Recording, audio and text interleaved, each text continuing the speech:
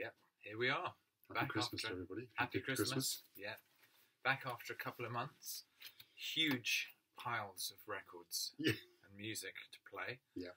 So, without further ado, we'll launch into our regular session update. So last night, John and I spent about 4 hours playing each other music that we've been enjoying recently, or just trying to follow a flow of whatever the last track was saying to us. So I kicked off with a very brief but perfectly formed track from Valle.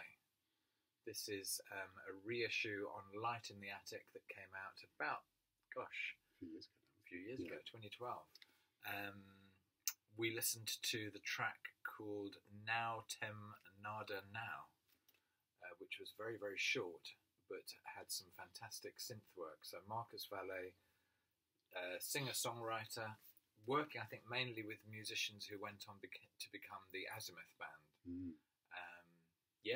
I think this probably is partly inspired by watching a Big Star 1000 video recently and just revisiting this album. The beauty of the VC is it reminds you of music that you already have that you want to listen to again, and also turns you onto stuff that you didn't know about. So he did a whole string of albums, 4 or 5, which are all really good. Yeah, what did it remind us of? The is it Gene Harris? Yeah, Los Almanitos, sort of was called. Yeah, that kind of vibe. Yeah, it sounded great. Something about the synth, I think, on that made me think of this record, which is Grover Washington's Reed Seed, which he did in between his period at CTI and before he moved off to. Did he go to Warner Brothers afterwards? Not sure. I can't remember. Kind of very much in the kind of slightly different style to the CTI period, but has I played the track Lauren's Dance, which has a classic Tribe Called Quest sample, which just comes in as soon as you just spot it straight away. Anyway, nice record, very easy to find, not expensive. Also got a great track on it called Do Dat as well, which is another really good one. So it was the Tribe Called Quest connection which got me playing a track from this CD, which is Q-Tip and the Renaissance, and fantastic collaboration with Raphael Sadiq. Big shout out to Ben Costello if he's watching, because I know he's a big fan of both Tribe and Raphael. The track was We Fight, We Love, and just fantastic bass playing, and just stunning, actually. Stunning kind of fusion of a great song, a hip-hop kind of aesthetic, and great production. Yeah. The Raphael Sadiq connection reminds me of this album by Solange, which came out a couple of years ago. Kind of R&B, kind of plus a little bit other stuff as well. A really interesting singer. Again, executive produced by Raphael Sadiq as well. This album just completely passed me by when it came out. I just missed it completely. And I've just got it recently. It's really, really good, actually. I mean, it's solid 15 tracks of really good stuff on it.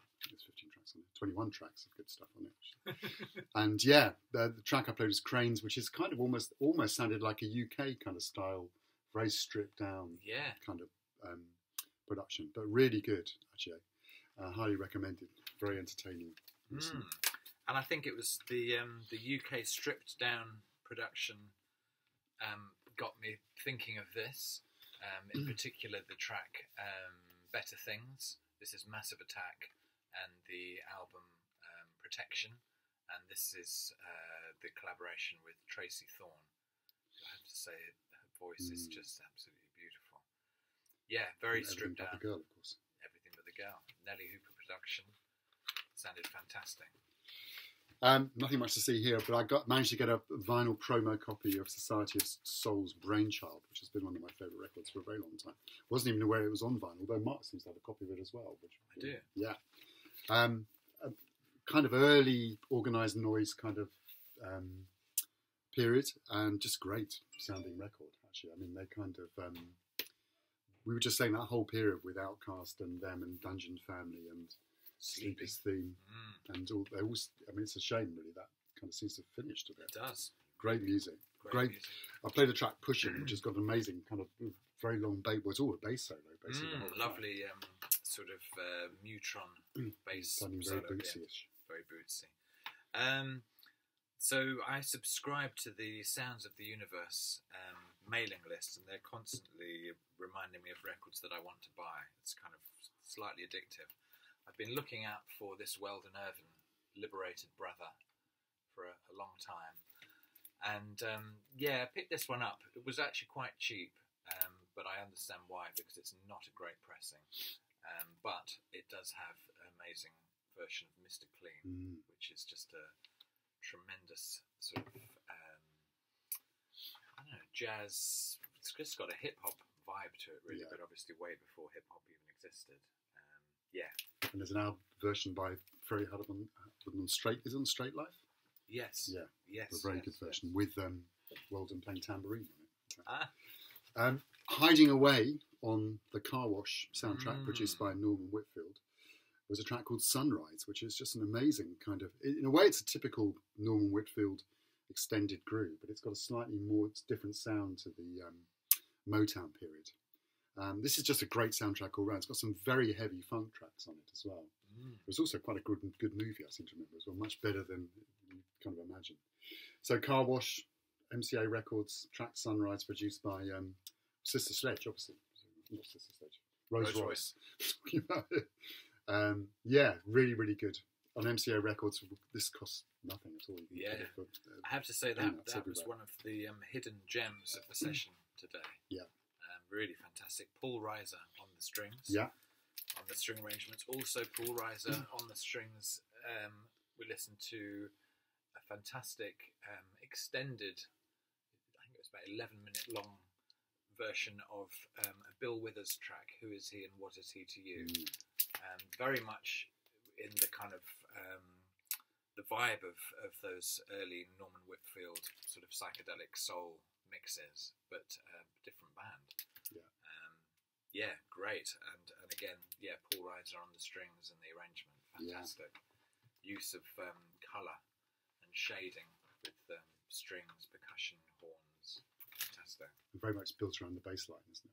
Yeah. And also, of course, for anybody who doesn't know, this album also has the tremendous version of You Can't Hide Love, which is an absolute classic. Which might even be better than Earth, Winds and Fire. I think it is. Something miraculous happened to me over the last few months. I actually won an auction on eBay. I managed to pick up a copy of this box set of Barry White 20th Century singles for 15 quid, which is pretty good. When it seems to be going for about 45 or 50 quid. And this is basically a brand new copy. This is basically all the 7-inch singles he did between, basically the whole early period on 20th Century. And the thing about these that makes them exceptional is that the B-sides, the instrumental B-sides, were not instrumental versions of the A-sides, and they were different to the versions on the album, so you completely re-recorded them, and they are just all classics, actually.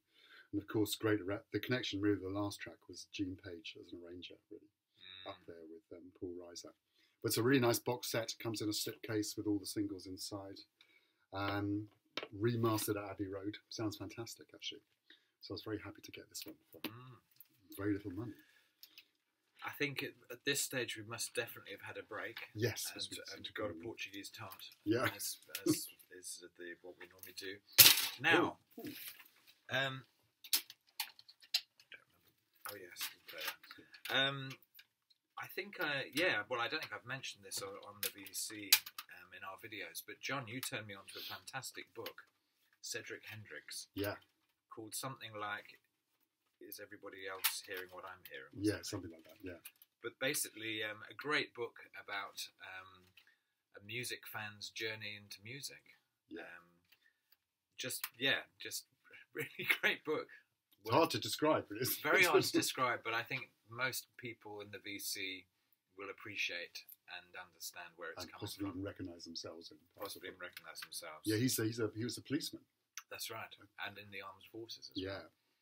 But anyway, one of his great loves, his 3 great loves are Miles Davis, Genesis, and King Crimson.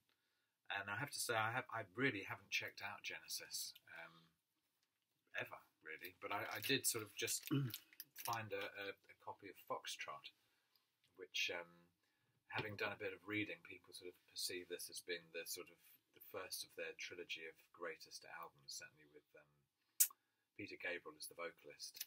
And we listened to quite a lot of the Supper's Ready track. I mean, it's a whole side basically. So we had other music to listen to, but yeah, I mean, great playing. I guess a very sort of archetypal example of UK early 70s prog, I guess. Which sounds good. Well, thank you to Cedric Hendricks. Yeah, absolutely. I didn't have any prog in my box, so we had to go slightly, well, not a million miles away, actually. And I went for the other song, which is a classic Spirit track from Son of Spirit. Son of Spirit, yeah. And this is a compilation I picked up, which has got all the Mercury stuff on it, actually, a double CD. But it's a classic kind of interesting, kind of bluesy, cycling track. Phasey, very lot of phasing. A lot of phasing. Well. Absolutely great. And Spirit are just a great band. Really. Yeah. Yeah, it's interesting. There's the magazine we have in the UK, Record Collector, had done a sort of 50 greatest albums of the last 50 years. And they obviously picked an album and then had about 10 others from that year that they really rated. And Spirit kept appearing, actually, I noticed, which was interesting. I don't think they're really sort of that well understood. Record Collector, of course, featured Derek. They did feature Derek. One of their collectors, yeah. And Roger. And Roger as well, that's right, yeah. It's only a matter of time, John. Yeah. Right. So Randy California famously was great pals with Jimi Hendrix, and also has definitely some sort of and did a great version of Hey Joe actually on Spirit of 76. But anyway, we listened to Little Miss Lover from the Axis Boulders Love, which just sounded like proto Led Zeppelin actually. And I forgot. I mean, this was about 1967. Just incredibly progressive in the world. The meaning of the word as being just ahead of everybody else. Yeah. Music, and just a kind of amazing 2 minutes 20, just kind of charted the future of rock music, really. Yeah. Amazing record. I remember that coming out just about actually. Then went for thinking of guitar players really. I'm thinking of Adrian Belew actually, who's also a big fan. Aforementioned Cedric's success. And I noticed this has just been re-released actually. The name of the band is Talking Heads, which is a double live record, one from early period and one from the later period, with the amazing band with Adrian Belew and Bernie Worrell in it, and played Born Cross-Eyed, I think. I can't remember what I played actually. I forgot which track I played. It sounded great. Yeah, it sounded good. One of the tracks of Romanian Light, anyway. Cross-Eyed and Painless. That. And it's got a great intro to it as well. So, John and I have just visited a couple of local record shops in Faversham, and I was at one of them again yesterday, and still the possibility of actually picking up a bargain for a fiver. And I bought this double compilation album of United Artists, I guess, from about 1971, called All Good Clean Fun. Sort of really nice way this kind of opens up. I don't know how you describe that, but just really nice album featuring artists like Hawkwind, Groundhogs, Brinsley Schwartz, Nitty Gritty Dirt Band, Man, If, Eric Burden and War, Help Yourself. A real kind of period of history, I think, that early 70s sort of underground music. But there was a couple of tracks on here that I was completely unaware of. Could you answer that? Yeah, of course I would. Oh, hang on. I think it's just the door's going, but I think we're all good. I think G is here. And yeah, an album, a track by a band called BB Blunder, who turns out used to have members from the band Blossom Toes, and a track called Seed, which I just thought was fantastically epic and featured the vocals of Julie Driscoll as one of the backing singers. But just a track I thought that actually didn't particularly sound as specific to that era, but yeah, it was just great. So I'm now after the BB Blunder album. The other interesting track was Reg King, who was a lead singer for a band called The Action. Went on to be, I think, with Mighty Baby. Anyway. You've got a Mighty Baby record. I've got two Mighty Baby records. I think I kind of we went in the opposite direction rather than staying in the same bag and went for some Captain Beefheart. I think I needed something a bit more stripped down. Yes. And raw sounding. Very epic. There's a lot of Mellotron going on. A lot of Mellotron. There's no Mellotron at all on this, actually. This is off Shiny Beast, the Captain Beefheart, kind of mid-period Captain Beefheart record. And played the track, When I See Mummy, I Feel Like a Mummy. Very typical Beefheart track. And this was a reissue that came out probably about 10, 15 years ago, or something like that. Sounded fantastic. Classic. Very, very raw sounding. Well, very, very kind of just no reverb. Yeah. It's incredibly dry. Yeah. Great stuff. Well, I'm sure I'm not the first person to show the newly remastered double white Giles Martin mixed version of the White Album. But just, what an absolute, if anyone doesn't have this, I strongly recommend getting it. Just showed the back. I know, there's absolutely nothing to look at at all. There's a nice poster in here, I guess, if you're interested. But just if you own the original or if you don't, just almost like listening to a brand new album. We listened to Mother Nature's Son, which actually I'd been listening to a compilation CD that John had done with an amazing Ramsey Lewis version of that. It's from a whole album. But brilliant. Really good. There is a slight, it's almost worth thinking about the CD for that as well, because it's got an amazing book in it. It's a really, like a whole kind of book about the whole making of it. Oh, really? Yeah, which I got. Kind of slightly in the same bag, but obviously not, because it's not the same artist, but as a tribute, really, to Joe Osborne, the bass player, who was famously one of the Wrecking Crew, who plays on, kind of person who's probably on half your record collection without you even knowing he's there, really. And played the track off the Paul Simon album, the one just called Paul Simon, actually, which is called something to do with Peace Like a River. And it's got his typically restrained, almost, you hardly even notice his presence on the track, really, in a way. Not really a Paul Simon fan, but somebody gave me a whole load of Paul Simon albums a few years ago, and I quite liked some of them. Brilliant. Sounded great production-wise as well. Actually, almost sounded up to the Beatles in terms of production. Yeah. And we just have to point out that the system here is now in optimal I think it's mode. optimised. It's sounding the best. The Nagaoka MP500 stylus has absolutely settled in. Yeah. So we're very happy. Yeah. Right. This was definitely not one of the high points for John of the evening. But this again was brought from the local record shop around the corner, probably for a £5. I never really sort of investigated the Straubs too much, but I was intrigued by the fact that Tony Visconti, obviously famed for producing Mark Bolan, T-Rex and David Bowie, was the producer on this.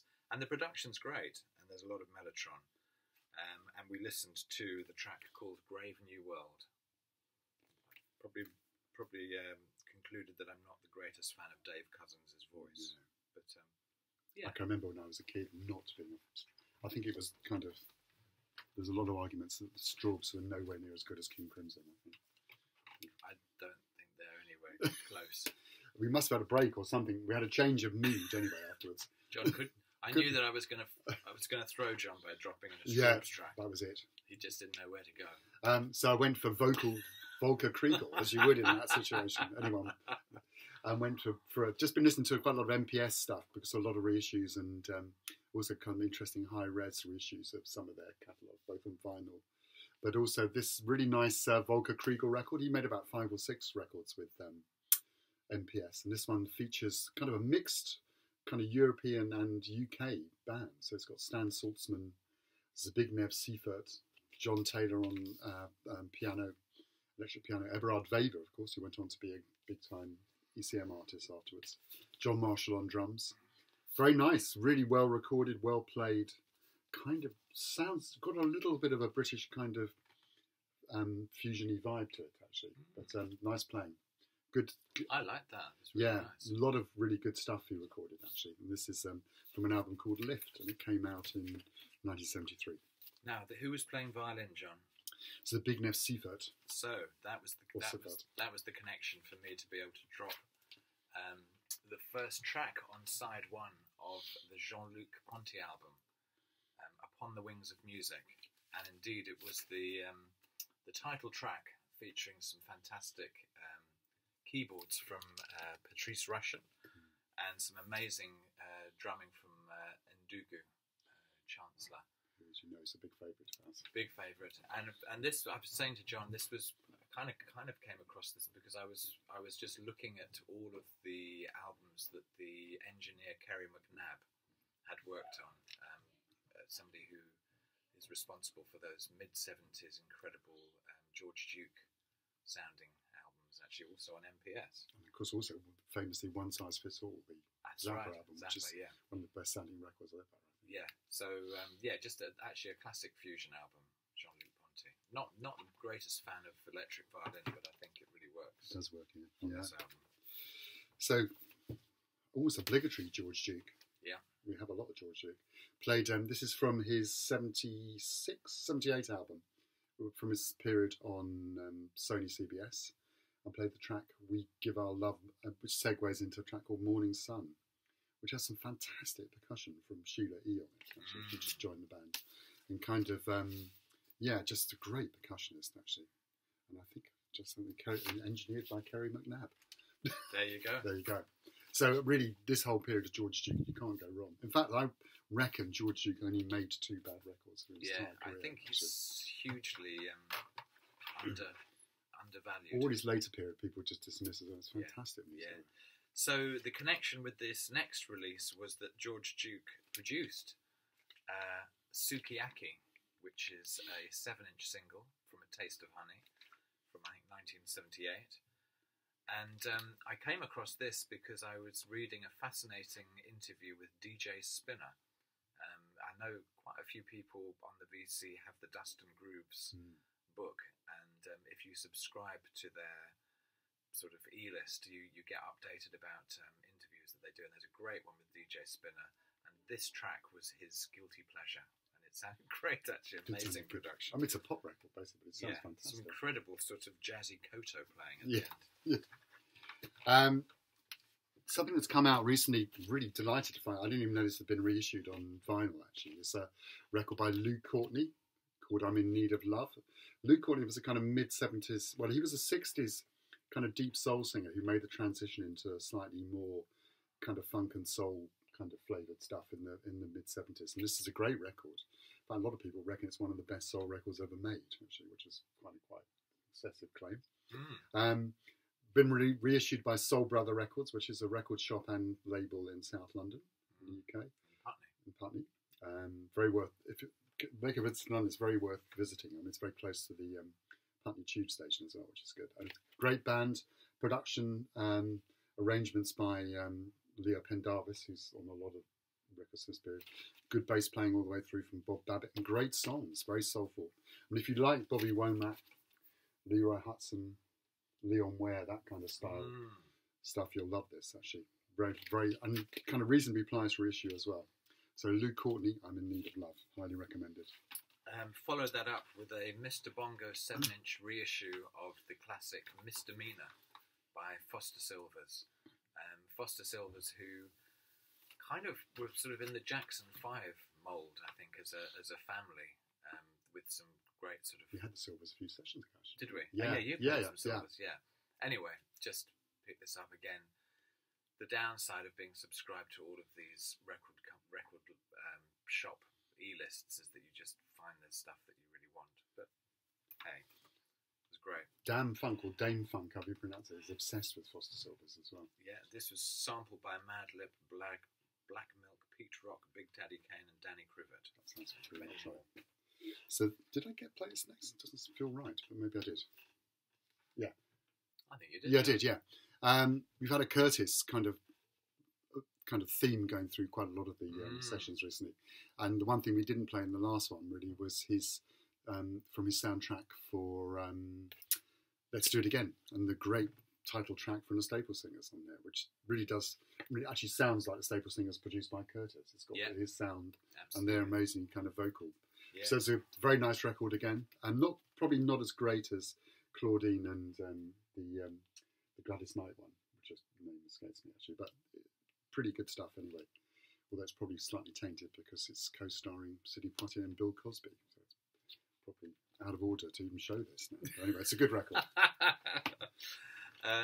Staying with the Curtis connection, this album is on the Curtain label, and Linda Clifford, and actually not a great album, I have to say, but a great track, which a hidden gem, which was Only Fooling Myself, which is a track on side 2 and is produced by Leroy Hudson, of course, who famously replaced Curtis in the Impressions.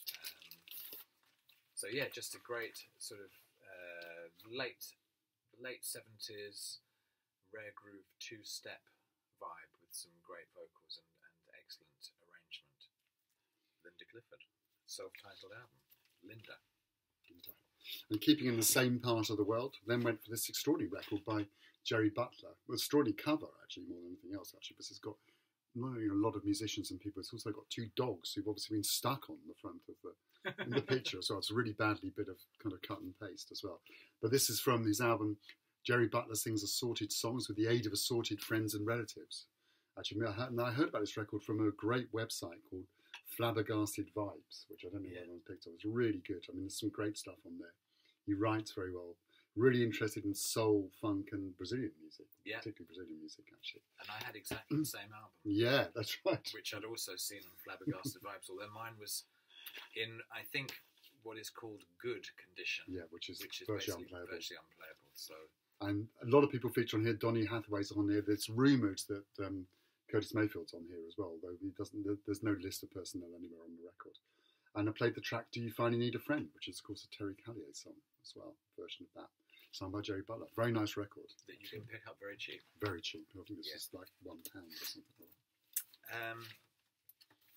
I'm nervously tempted to take that sticker off, but I won't do it. John has told me that you can apparently get rid of these record and tape exchange stickers off your album by putting the cover with the vinyl album taken out in the oven for 10 minutes. Yeah. Quite low heat. It's the only way you can get them. The only way you can get them off. There you go. I'd never heard that one before. Because otherwise you just rip the whole cover off. There was a great channel, I guess, sort of part of the vinyl community, although it was, I can't remember what the guy's name was, but he just used to put needle drops of tracks, and he was very into sort of his cartridges and turntables. Anyway, he signed off recently, and the track he signed off with was Let Love Rule by Lenny Kravitz from the first album, which segues beautifully into an amazing track called Freedom Train. And yeah, I've forgotten what a fantastic debut album this was. Lenny Kravitz absolutely nailing a kind of blend of psychedelic Beatles, funk, soul, and rock. He's incredibly underrated, I think, Lenny Kravitz, I must say. I know he's a big star, but people just don't rate him musically. Went from that, but I think it's partly because of the very raw drum sound of Lenny Kravitz to the Meters and, of course, a Sissy Strut, which is and this is a version of 7-inch singles that Charlie Records put out back in the 70s. I've got quite a few of those. Yeah, me too, yeah. And just a classic. Absolutely. What an amazing drum sound. Yeah. And I was telling John about a Christmas party we'd had a few days ago where we had a live band with me on bass, a cajon player, and my friend Ned on the keys. And we were jamming that groove and then interspersing it with Christmas carols, which was very interesting. Anyway, we must have taken a break because we then returned into a bit of a jazz section. And here we have Cornbread by Lee Morgan. And we were listening to the amazing bossa track called Kiora. Beautiful tune. Really beautiful tune. And great sounding Blue Note reissue.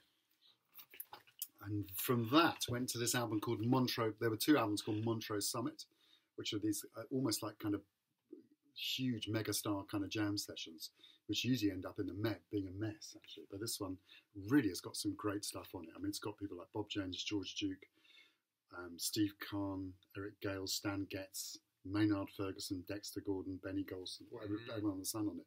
But it's got some really good music on it. A fantastic version of Bahama Mama by Al Johnson. No, he's the bass player. Oh, Alfonso. Alfonso Johnson, yeah. But also I did play the track Infant Eyes, by Wayne Shorter, which is a beautiful version song. by Stan Getz. Absolutely fantastic version of it, and he completely nails it on here. These are getting harder to find actually, but the first one, volume 1 of this particularly, is really, really good. Recorded in the late 70s, and also great recording as well. Talking of great recordings, this album is definitely has the sort of reputation of being one of the best ever recordings of an upright bass. This is Paul Motion Trio, Le Voyage, and featuring the bass of J.F. Jenny Clark, Jean-François Jenny, Jean-François, Charles Bracken on the tenor and soprano saxes, and Paul Motion on the drums. And we listened to the track The Sunflower, which very sort of esoteric track, but I mean sonically the range that was happening on these speakers was just phenomenal on the bass. Yeah, really sounded incredible. Yeah, and went from what was I think his second solo album, to his last solo album for Paul Motion, and this was called Windmills of Your Mind, after the track Windmills of Your Mind, and it came out on Winter and Winter, which was another kind of really kind of quality jazz label. And this was an audiophile analog pressing of an album with him and Bill Frisell, Thomas Morgan on bass, and also on some tracks Petra Hayden, the singer, as well, and played the track Trieste, which he's recorded many, many times. Very beautifully put together record, and amazing pressing and recording as well. John with a very early... only 500 copies. And you've got... number 29. There you go. Staying again with ECM and a brand new record, Bar Phillips released a solo upright bass album this year called End to End, which basically has 3 kind of sections all broken into different parts. And I think we listened to part 3 of the section called Inner Door, which was some very ambient string harmonic scrapings. Arco style, yeah. Beautifully recorded, and a great album, actually, really incredible. I think Bar Phillips is possibly in his 80s now. He certainly looks quite old on the back, but an amazing solo statement on this instrument. He was in a very famous band with John Sermon that was big in the early to mid 70s, called The Trio, with him and John Sermon and Stu Martin on drums. Really good band, actually. So staying with the solo ECM, went for Jack DeJohnet's solo album called Pictures, which came out in 1977. And a few tracks it's got John Abercrombie playing guitar as well on. But I played the first track called Picture One, which is basically him playing drums with overdubbed organ. Sounded great, actually. Really great. Just really very nice record. Building up a whole kind of symphony. Yeah. But like a real tune, but just by sort of cymbals, hi-hat, bass drum and snare. Incredibly recognisable sound Jack DeJohnet's got. Yeah, his sizzling cymbals. Yeah. Yeah. We then moved on to a track called Utopia and Visions. This is the double album by Don Cherry called Organic Music, recorded in the early 70s in Sweden, I believe. Sort of, I guess, early sort of forays into something that was, I guess, approximating world music, but didn't really have a label at that stage. Thank God. And as John said, within the first kind of bar or two, it was either going to be Alice Coltrane or Don Cherry. But actually, beautiful tune. Interesting. I mean, definitely not a hi-fi album. A lot of it sort of recorded with choirs of sort of school children chanting Eastern mantras, which is kind of quite interesting. But it's just been reissued, so if you're looking for it, you can pick it up now. Yeah. Something about the looseness of that reminded me of a band who were huge for me when I was kind of in my teens and early 20s, which was Chris McGregor's Brotherhood of Breath, which was a kind of UK middle-sized big band, combination of a lot of the South African expatriate musicians who came to London, with some of the players from the kind of free scene as well at the same time, including Evan Parker, who lives in Faversham, where we're sitting at the moment. Who apparently was having tea with Chris Wood in the cafe we went and had our coffee at this morning. And this was band, they recorded twice for RCA, and the studio, but really live was their thing. And they were kind of chaotic, but somehow or other very, very exciting band. Actually, I'm always so loose they sounded like they're falling apart at times. But I mean, they'd never really quite captured what they were like live. But this is from an album called Live at Villasau, which is a festival in Switzerland, and this was the first ever record to come out on the Ogan label, which is a big UK independent label. And again, I think it's been reissued quite recently as well. But this is the original copy, not the original, an original copy. An original, yeah, it sounded really fantastic actually. So the George Duke MPS catalogue has been reissued in the last few months, and sounds absolutely fantastic. This is the double album that brings together two of his early 70s albums, and we listened to the title track of the album, The Inner Source, which just had some beautiful kind of sort of tremoloed Fender Rhodes, just absolutely glorious sounding. And yeah, just I can't say it enough. If you don't know George Duke, you're really missing out. Yes, pick these up while they're there. I think the bass, hearing James Leary's bass playing on that record reminded me that he's on this record as well, which is a Herbie Hancock record from. It's Bobby Hutcherson record. Oh, Bobby Hutcherson. Right. Sorry. Well, they're falling to bits just right at the end. And this was from his period on Columbia, and this is an album called Conception, The Gift of Love. And he's working here with quite a large group, actually, extended unusually for him, with several trumpets and horn section and etc. on it as well. Played the track called Clockwise. It's a really nice record, but it has got that slightly. Anybody else who's got that period of Columbia records, things like Arthur Blythe and Woody Shaw, they all have a very strange bass sound on it, kind of almost like rubber bandy kind of bass sound on it. But nonetheless, it's a very nice record, and really you can't go wrong with Bobby Hutcherson. Somebody else who's solidly all the way through. This one's a big favourite of the UK DJ called Giles Peterson as well.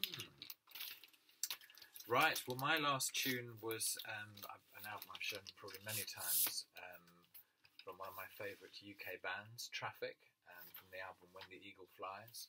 And I had to get an upgraded version because I just played my other version to death, really.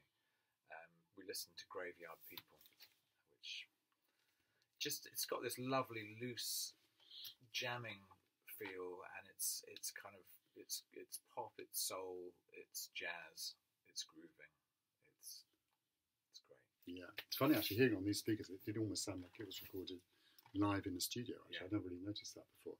So we finished off with No Excuse, really. Thelonious Monk, Round Midnight, original version from the Blue Note double album, which captures all of his both volumes of the genius of Thelonious Monk, and he is a bit of a genius. Really. We don't play enough Monk sessions, actually. So Round Midnight, that was it. Yeah. So this absolute mega version here, 38 minutes. Of course, that's the longest we've ever done. So congratulations to anyone who's got to this point.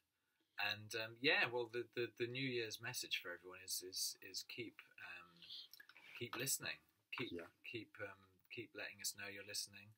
Make more videos. I mean, this is a great medium to share our shared humanity. So keep doing it. There's a lot of madness going on around. A lot of madness. So music's nice to more connect. Important. Yeah. Happy New Year. Happy New Year to everyone. Yeah.